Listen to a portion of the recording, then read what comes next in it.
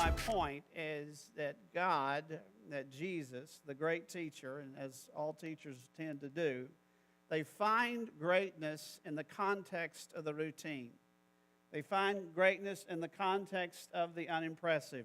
When you look at a boat sitting by the seashore, it makes a good picture, but in real life, it smells bad, if you've ever been there. In real life, it's very routine. So the one belonging to Simon Peter, he asked him to put out a little from the shore, and he sat down and taught the people from the boat. Again, a very routine boat.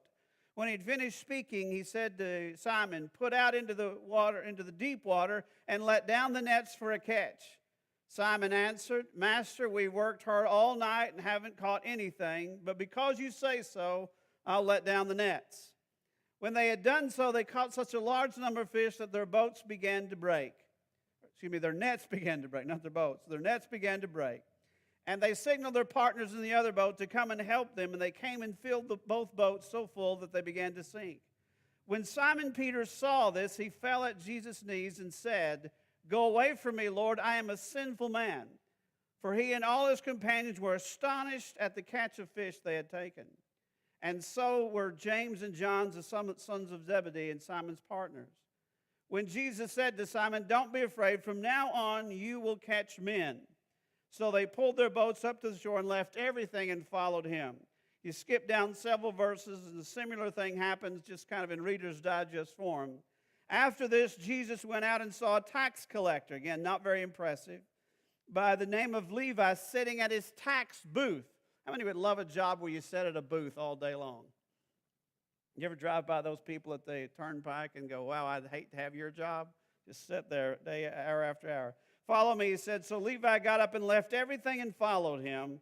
Then Levi held a great banquet for Jesus at his house, and a large crowd of tax collectors and others were eating there. So it evolved into this tremendous breakthrough in the lives of these two very ordinary men. I want you to remember this.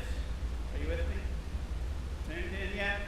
I want you to remember this, that the hallmarks of God's great works tend to take place in the context of the routine.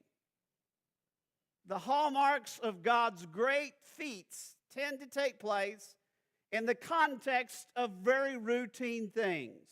So we tend to say, I've got to get in this great situation and figure out how to, get all this attention and all this fame and all this kind of pomp and circumstance around me.